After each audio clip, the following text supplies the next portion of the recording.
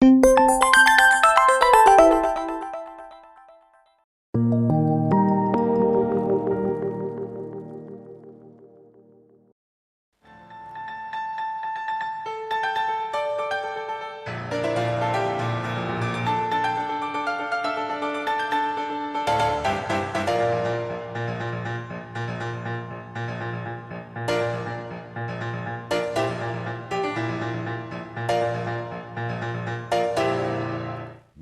29 de octubre, saludos señoras, señores, bienvenidos como cada día a este espacio, a esta revista de prensa, nuestro recorrido diario por las portadas de los periódicos que se editan en la provincia de Córdoba, Día de Córdoba, ABC de Córdoba, El Día de Córdoba y como siempre también la prensa digital, un repaso a la prensa digital. Empezamos con los periódicos en papel, con ese primer vistazo.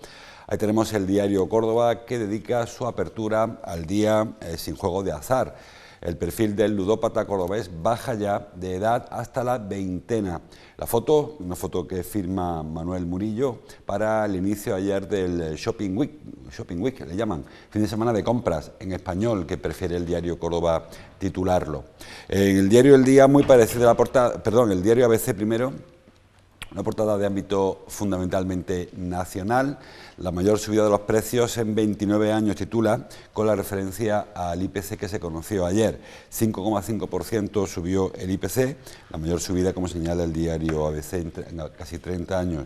Es la luz la responsable fundamental de esta subida de precios, porque de hecho el IPC subyacente que le llaman, el que no incluye, entre otros, por ejemplo, la subida de la energía, pues no está tan alto, no llega al 2%, es fundamentalmente la energía la que ha disparado los precios, también el carburante, como señala ahí, el alza de los carburantes, una de las causas de la subida de la inflación. Como tema local, foto para Mariana Aguilar, la concejal responsable de Patrimonio y Cultura, de Cultura, que habla del ayuntamiento, perdón, de promoción le llaman, patrimonio de promoción.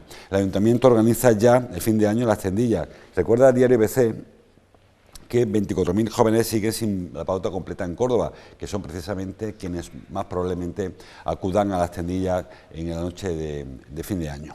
El diario El Día, que me estaba saltando antes del ABC, repite, bueno, la portada muy parecida al diario Córdoba. Titular para el día sin juego, la adicción al juego en Córdoba crece un 150% de la pandemia. Y en la foto para la Shopping Week de ayer, que aquí sí lo titulan en inglés. El centro se anima con la Shopping Week, foto que firma Juan Ayala. También habla del desempleo, también habla de la campaña de seguridad en el campo. Bueno, pues vamos con este primer repaso. Nos acompaña como cada viernes Yolanda Pedrosa. Yolanda, bienvenida. Buenas, ¿qué tal? Gracias por estar aquí, directora, como bien saben, del diario digital Córdoba Hoy. Bueno, empezamos quizá con el Día Sin Juego, que hablan los periódicos. Hoy se conmemora el Día Sin Juegos de Azar, no sin juegos, sin juegos de azar. Con dos datos que aportan el Día y el Córdoba preocupantes. Primero, la edad que baja durante estos últimos años, ha bajado mucho la edad del ludópata, y luego el crecimiento durante la pandemia. Son dos datos quizás que estén relacionados, ¿verdad? Porque el tema de la edad no se refiere a máquinas tragaperras, se refiere sobre todo a videojuegos. Pues tiene que ver mucho con la pandemia. Ha cambiado mucho, ¿verdad?, el perfil, ¿no? Antes era eso, pues personas de una cierta edad, creo que estaba en la media entre 40 y 60 años, las que tenían la mayor pues problemas con temas de juego, y sobre todo era pues en bares con las típicas tragaperras, ¿no? Quizá eso ha bajado un poco y hay un nuevo perfil de personas de entre 20 y 30 años que está muy relacionado pues por los juegos online, que están de alguna manera hay muy fácil acceso a ellos, ¿no? No tienes ni que desplazarte, ¿no? O los mismos videojuegos que son muy adictivos, ¿no? Hoy o ayer leía en algún sitio que los propios gráficos de los juegos despiertan en el cerebro una serie de elementos que hace que cada vez quieras más, ¿no? No puedas un poco parar, y por eso es muy adictivo, y sobre todo en edades muy jóvenes, donde pues quizás esos elementos se activan todavía más y frente a otras cosas es mucho más resulta más divertido. Lo único que pasa es que es verdad que la mayoría de estos juegos pues van aparejados con compras, sobre todo los videojuegos, que además ahora son tan accesibles, sobre todo en teléfonos móviles, ¿no? Pues si ya intentas o te metes mucho en la historia, pues hay pequeños compras que a lo mejor ya eres incapaz de decir que no porque necesitas seguir avanzando, ¿no? Entonces es muy difícil frenar, ¿no? Y es complicado, tanto los videojuegos como las apuestas online. En algún sitio oí a un experto decir que era un poco la enfermedad más importante que iba a haber en el siglo XXI, ¿no? Ese tipo de adicciones. Decía que hasta ahora siempre se relacionaba la ludopatía, pues eso, con el bingo, incluso con la lotería, que arruinaba con la familia, porque al final era unos hábitos muy insanos. Ahora, con el tema de videojuegos, parece que es mucho más inocuo, porque no te arruina. Muchos de los chavales que nos ven, que se pasan horas y horas. Hace poco leí que había un chico que había ingresado, un niño, porque se pasaba delante de su ordenador 14 horas al día. No es dañino quizás en lo económico, al margen de esto que tú comentas, de las compras, pero sí que puede perjudicar y mucho el desarrollo, no solamente de los jóvenes y de los adolescentes, sino incluso personas adultas que dedican muchísimo tiempo a estos juegos que se juegan en grupo. Los Legends, esto y esas cosas tan en raras. grupo, pero sin verse, ¿no? Sí. Entonces, pues trae, aparte del problema económico, que en algunos de estos, sobre todo los juegos online, sí pueden aparecer, sí aparecen otros temas sociales, como pues el aislamiento, personas que son incapaces de parar y pues dejan de ver a personas o de hacer pues bueno, actividades al aire libre. La verdad que va creando un tipo de sociedad en el que nos vamos cada vez alejando más, ¿no?, de esa convivencia en la calle, ¿no?, del que teníamos desde pequeños, ¿no? Sí. Tú lo primero que hacías, terminabas las tareas y estabas deseando terminar para irte con tu grupo de amigos a jugar a la calle, que eso pues traía consigo un montón de relaciones sociales y además también estar al aire libre y la interrelación social. Quizás vayamos a una sociedad en la que, claro, ahora hay menos niños que ya salen a la calle a jugar, ¿no? Sí. Bueno, pues la administración que están trabajando para intentar frenar este boom de la ludopatía juvenil, sobre todo. Ayer conocimos una campaña que se llama Gamer, precisamente, por parte del Ayuntamiento, que intenta evitar pues eso, que proliferen este tipo de actuaciones. Ayer hablábamos, si recuerdan, durante este programa de la cifra del paro, que llegaron ayer, aunque bueno, no dio tiempo, era un poco hacia bola pluma. Había llegado a las 9, a las 10 estábamos dándonos nosotros, y los periódicos ya profundizan. Por ejemplo, el diario El Día titula "El verano deja a la provincia otros 2.000 parados más". También hablan todos los periódicos, hablan de este asunto. Decíamos ayer, no un buen trimestre nunca el tercero, porque coinciden con que la época baja del turismo en Córdoba, julio, agosto, septiembre, no son buenos meses para el turismo. Tampoco hay campañas agrícolas importantes, hasta septiembre no empieza la vendimia, hay algunas cosas en el campo, pero poca cosa, y eso hace que los dos grandes motores económicos de la ciudad se queden a ralentí durante este trimestre, y se nota. 2.000 parados más, quizás lo más preocupante es que esos 2.000 parados más son todas mujeres. Ha habido incluso un crecimiento del empleo entre hombres, pero las mujeres se ha desplomado. Y hoy por hoy el 57%, vamos a esas gráficas que publica el diario Córdoba, el 57% de la actividad, de los parados son mujeres. Hoy Andalucía presenta esta tasa que vende el 22,41%, la más elevada con creces de España. Córdoba la quinta ciudad con la tasa más alta, y son todas andaluzas, a excepción de Ceuta, que casi también, ¿no? Ceuta es la que tiene una tasa mayor, el 27,07%, y luego está en Sevilla, Cádiz, como siempre, Huelva, Córdoba. Los sindicatos criticaban sobre todo ayer porque se entiende que esto es un tema estacional, un tema coyuntural, la puntualidad del tercer trimestre, pero sí que es preocupante lo del paro femenino. La tasa de paro, estamos hablando de que es un 11 puntos, creo, si no recuerdo mal el dato, 11 puntos superior, ¿no?, al del hombre. Y parece que se ha acrecentado mucho más con la pandemia, en el que mucha gente se quedó fuera del sistema laboral, pero que ahora en esta leve o incipiente recuperación que estamos teniendo, precisamente es la mujer la que otra vez se está quedando atrás. Da la impresión que cada vez que hay una crisis, pasó cuando en el 2008, ha vuelto a pasar ahora, cada vez que hay una crisis, al final por donde se queda gente atrás siempre suele ser por el sector femenino, ¿no?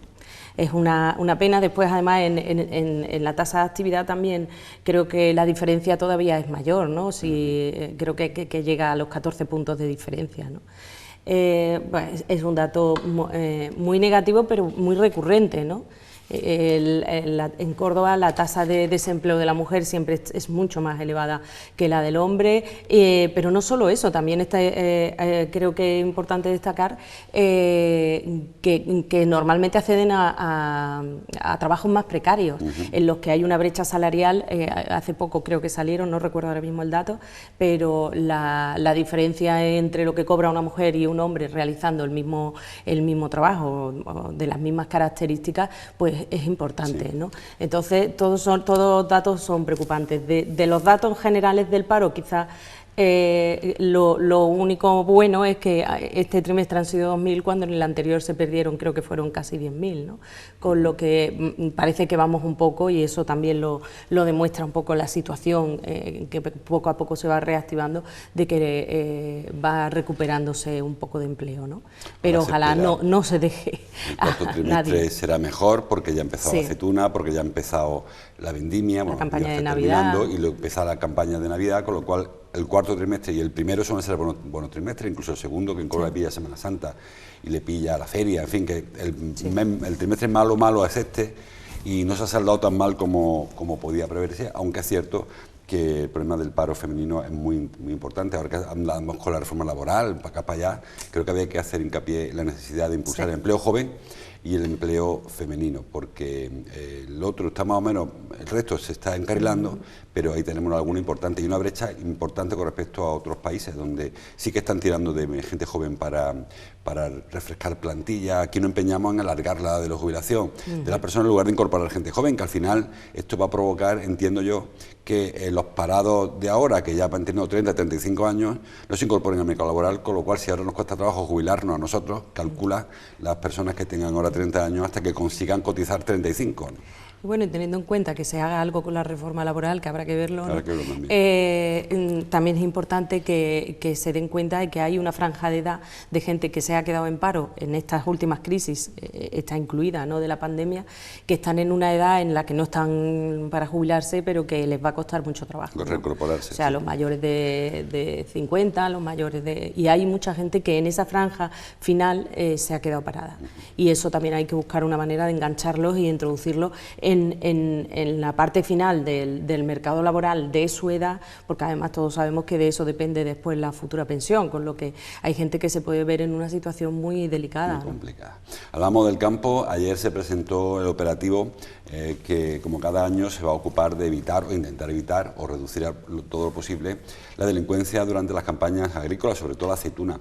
El año pasado creo que fueron 30.000 kilos de aceituna recuperada, o 30.000 kilos, no sé cuántos kilos fueron, de aceituna recuperada por los equipos Roca, fundamentalmente de la Guardia Civil. Titula el diario Córdoba: el campo Córdoba registra un 22% menos de robos. El diario El Día, curiosamente, titula: los robos repuntan. Cada uno lo ha comparado con algo. Claro, repuntan, ¿por qué? Porque el diario El Día lo compara con el año pasado, donde no hubo robos ni hubo nada, claro, estábamos todos escondidos. Muy complicado. Con lo cual era muy difícil que repuntara nada.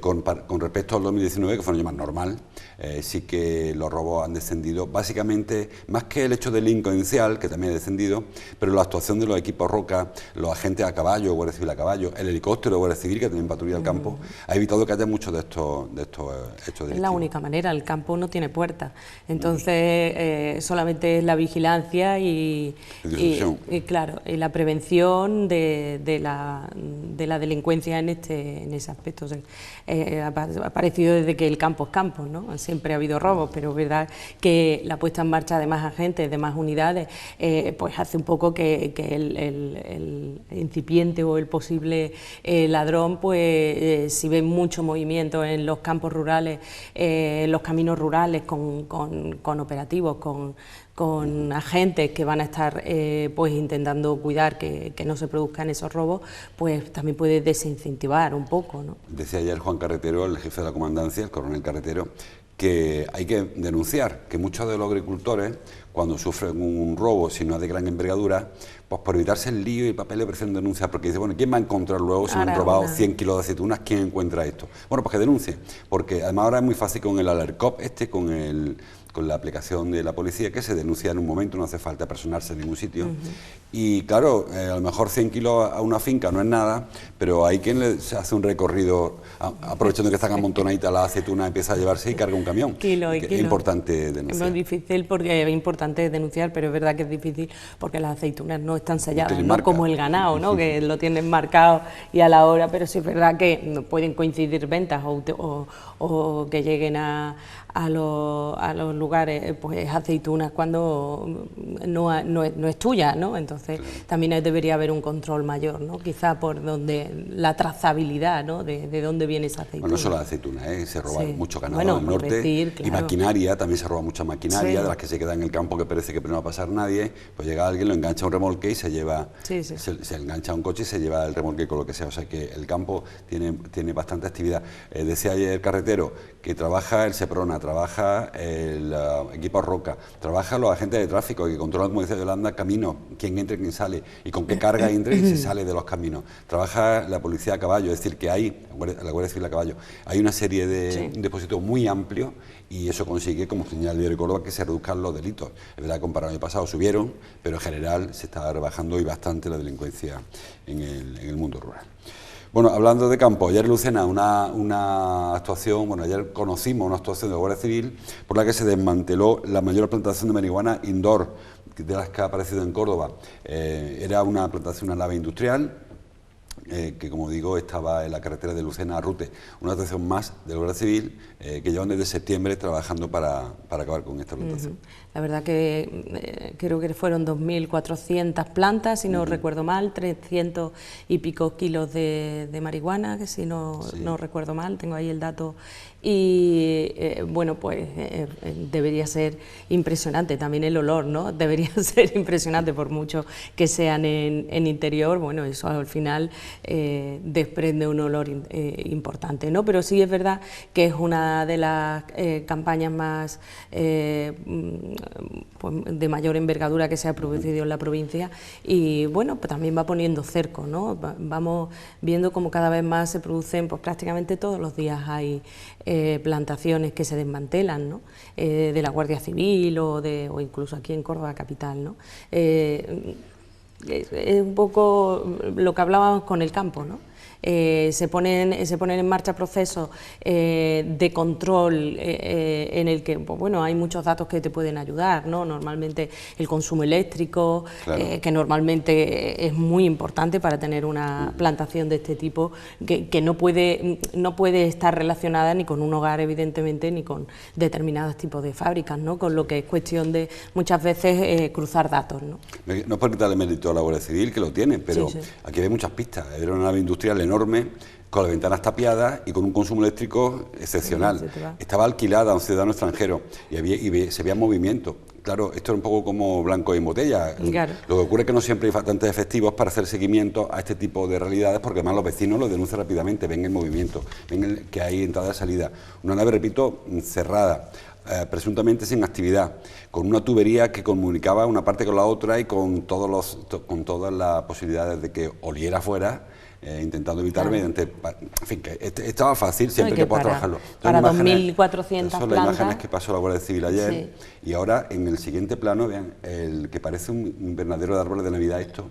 Bueno, pues todo eso son plantas de marihuana, y todas esas luces que vemos arriba y además los sistemas de ventilación que tiene que tener, pues eso tiene un consumo eléctrico enorme. Para una nave sin actividad, una nave que se supone que estaba fuera de uso. La carretera de Lucena a Rute está esta nave industrial, así que enhorabuena Guardia Civil, pero repito, si hubiesen más efectivos es probable que cualquier tipo de intento de montar plantaciones de interior como este, pues se vendrían a veces. Claro, se vendrían antes. Las plantas están criaditas. Sí, eso lo tenía ahí, cuidadito.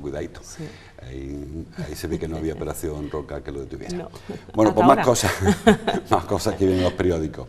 Habla de los precios de la plusvalía. Ayer nos contó, se pusieron números al tema de la plusvalía. Señala el diario Córdoba que los municipios cordobeses perderán unos 24 millones sin las plusvalías. En cualquier caso, ya se habló también de que no se van a eliminar el impuesto, sino que se va a adaptar a lo que el Tribunal Constitucional ha dicho que es irregular, que es el concepto impositivo. ¿Por qué se puede cobrar? Si yo compro algo que me costó 100 y lo vendo por 120, pagaré un impuesto por esos 20 que me llevo de más. Pero si lo compro por 100 y lo vendo por 95, pues encima no vas a pagar, encima como una plusvalía, porque comentábamos ayer, plusvalía significa que valga más. Que valga más de lo que si vale menos, pues no tiene sentido. Claro, evidentemente. Ahora, la pérdida es importante inicialmente. ¿Perdón? La sí, pérdida la pérdida de en Córdoba capital son 15 millones, alrededor de 15 millones, de unos 15 millones de euros en toda la provincia 24. Sobre todo porque es la segunda fuente de ingresos que tienen los ayuntamientos. La primera creo que es el IBI, sí, que es la que, pues bueno, de inmuebles, de vehículos. Sobre todo creo que en este caso estamos hablando de inmuebles. El IBI de urbana y de rústica son los dos que más son el más importante. Y la segunda son las plusvalías, ¿no? Entonces, las arcas municipales, bueno, pues si en Córdoba evidentemente 15 millones se van a notar, imagínate en ayuntamientos que son muy pequeños y que son cantidades importantes, ¿no? Pues no me acuerdo qué pueblo decía, eran 500.000 euros, que para un pueblo pequeño estamos hablando de dinero que se usa para servicios públicos, ¿no? Y entonces aquí llegamos un poco a lo de siempre, ¿cuáles son los impuestos más justos y cuáles son los menos justos? Porque siempre hablamos de quitar impuestos, ¿no? Pero los impuestos no los podemos quitar en su totalidad, porque entonces no tenemos servicios públicos, ¿no? Entonces hay que ver un poco, lo digo un poco también, ¿no? Por el impuesto de sucesiones del que hablábamos también hace no mucho, ¿no? Hay que equilibrar el tipo de impuestos, cuál sí, cuál no, pero que las arcas municipales tienen que seguir teniendo impuestos, las municipales y las del Estado y las de las administraciones autonómicas, porque de eso depende pues que tengamos sanidad, que tengamos, en fin, yo siempre me gusta con el tema de impuestos quedar un poco claro, porque parece que todos queremos que nos quiten todos los impuestos, pero eso sería totalmente imposible, ¿no? En cuanto a esto, pues el problema es que hasta que se llegue a un acuerdo, ¿no? Espero que no sea demasiado lento, porque ahora mismo lo que se ha hecho es paralizar, ¿no? Paralizarlo hasta que el Gobierno haga una ley en el que determine y que sea un impuesto que sea que esté dentro de la ley, ¿no? Es un poco lo que ha dicho el Constitucional, ¿no? El Constitucional ha dicho que el impuesto es legal, es constitucional. Sí, pero lo que no es legal es el concepto por el que se tributa. Es decir, hay que averiguar primero, porque los impuestos tienen varios apartados, y uno de ellos es decir, ¿por qué pago impuestos? ¿Por qué? ¿Con qué concepto? Y en este caso el concepto que se tributa es la diferencia de precio catastral, de cuando lo compré a cuando lo vendí. Exacto. Y lo que ha dicho el Constitucional, que ese concepto no es correcto, porque el catastro todos los años sube, independientemente de que el piso suba o no suba de precio. Hay zonas de la ciudad que el catastro sube, pero que el piso baja. Los pisos se deterioran también y no siempre coincide el valor catastral, o sea, la diferencia catastral, el precio nunca. La diferencia catastral de un piso con el valor real del mercado, con lo que se vende. Y eso es lo que hay que cambiar. O sea, donde pone que se tendrá en cuenta el valor catastral, que se tenga en cuenta el valor real de la compra, el contrato de compra inicial y el contrato de venta final. Que también puede ser un problema, porque normalmente el valor catastral suele ser menor que el valor de mercado, claro. Con lo que también estamos hablando que a lo mejor es peor moverlo que pero, no. Pero ¿no? Cuando no, pero me refiero a eso, cuando tú compras cualquier operación que se hace, cuando se paga el IVA, tú tienes una factura y dices, tú el IVA has pagado el 21% de esta cantidad, pues tú tributas por esa cantidad. En el caso igual, si yo vendo un piso y lo vendo por 100.000 euros y me costó 80, la plusvalía son 20.000 y olviden el catastro, que eso no tiene que ver con el valor real. Exacto. Si mi contrato de compra pone 20.000 y en la venta pone 80.000, pues esos 20.000 son los que hay que tributar y ya está, y no es tan complicado. Solamente por eso. Es que, de hecho, así dice la palabra, ¿no? Es el beneficio que tú has tenido. Claro, es tan sencillo como que es el beneficio, ¿no? Pero que el problema de esto, vuelvo a insistir, es cuánto tiempo se va a tardar a descongelar esto, ¿no? El Tribunal Constitucional ha dicho, no lo veo, pero vamos a legislarme para ponerlo como debe ser, ¿no? A ver cuánto tarda esa adecuación, porque mientras los ayuntamientos pueden tener un problema de financiación. Bueno, pues esperemos que se haga rápido, porque el Ayuntamiento de Córdoba tiene 300 millones de ingresos al año y estos son 15, o sea que esto, yo soy muy mal de cuentas, pero es una cantidad importante de 15 a 300, una cantidad importante la que se va a detraer de los ingresos que incluso pueden hacer peligrar las ordenanzas municipales del año que viene. Porque evidentemente si se detraen 15 millones sobre 300, no les salen las cuentas ni a Salvador Fuentes ni a nadie sobre lo que va a haber en capítulo de ingresos, que suele inflarse siempre, el de gastos suele también, en fin, suelen un poco amoldarse a las necesidades, pero si encima te quitan 15 millones, apaga y vamos. Recordemos que este año se ha bajado un tanto por ciento, que si no recuerdo mal, entre unas cosas y otras era un 3%, 2,5% en impuestos y 0,5% en tasas, con lo que también es un menores ingresos que ya van a tener. Si ahora nos juntamos estos 15 millones, puede ponerse una situación complicada. Vamos acelerando. Hoy, todos los periódicos, ayer comenzó la Shopping Week, a mí me gusta más en español, el fin de semana de compra, como titula el diario Córdoba, que intenta animar el comercio en el centro. Yo decía ya ayer, o antes de ayer, no me acuerdo, que hace falta algo más que una semana de fin de semana de compras para animar el comercio en el centro. Hay calles comerciales como Cruz Conde o como la calle Nueva, como Gondomar, Concepción, que en fin, vemos que aquello no acaba de recuperar su actividad no ya del año de la pandemia, sino incluso muy anterior. Y bueno, con esto animará un poco, llevar a gente a la calle, claro, si no cae un diluvio esta tarde, que se prevé que llueva. Y mañana. Y mañana también, con lo cual se nos frustra un poco el invento. Pero creo que hace falta algo más con el Shopping Week. Sí, ayer se pidió rezar incluso a los santos para que no lloviera demasiado, pero me parece que la situación está más que echada, ¿no? Parece ser que la lluvia va a ser bastante persistente el fin de semana, ¿no? Pues evidentemente uno de los principales problemas que yo veo, por ejemplo, en la zona centro, que es con donde se va a celebrar esta Shopping Week, es precisamente que no hay comercios. Que el comercio, que puede haber mucha gente, pero que el comercio se está yendo de allí por muchos motivos, ¿no? Porque la gente no puede, por la pandemia, por la anterior crisis, porque hay comercios que no han podido, quizá por falta de apoyo, no han podido aguantar pues una situación de pues cierre prácticamente total durante unos meses, porque los alquileres en la zona siguen siendo muy elevados. En fin, hay muchos motivos que hacen que el comercio en el centro se esté pues viniendo un poco abajo, incluido antes de la pandemia, ¿no? Cada vez que pasas por Cruz Conde, antiguo foro romano, que me gusta a mí decir, en esa zona había tiendas que conocíamos desde pequeños que han desaparecido y locales que no se han vuelto a rellenar. Ojalá de verdad se hagan campañas importantes. Se hablaba del bono 10, ¿no?, el otro día, que se había dejado un poco atrás, pero que el propio alcalde se comprometió a que estuviera en marcha en los próximos meses, si no puede ser ya a final de año, pues para primeros de año, ¿no? Pero es verdad que el comercio en general, ya no solo el del centro, sino el de todos los barrios, necesita un impulso, ¿no? Una pensada, a ver por dónde tiramos, porque estamos viendo cómo se desplaza el comercio a los centros comerciales, los cerrados, no los abiertos, y que los precios de los alquileres de la calle Cruz Conde pues, son insostenibles para la mayoría de las personas que intentan ver cómo va la película. Y bueno, esto está pasando lo que está pasando. No sé si con una Shopping Week es suficiente, pero de luego algo más hace falta hacer. Hablando de agua, trae hoy el diario en Córdoba, lo he leído, la situación de los embalses. El día 1 se declarará la sequía oficial por parte de la Confederación, hará falta que el Gobierno decrete el decreto de sequía, que permitirá que haya ayudas y medidas especiales y tal.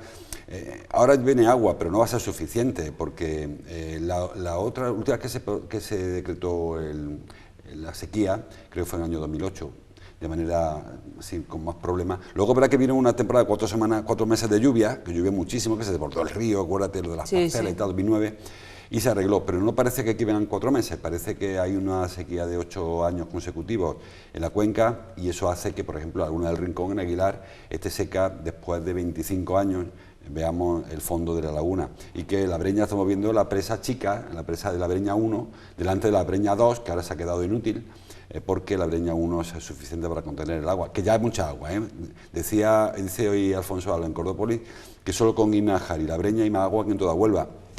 Aún así, hay un problema de sequía evidente. Problema de sequía y de equilibrio, ¿no?, de las cuencas, ¿no? Lo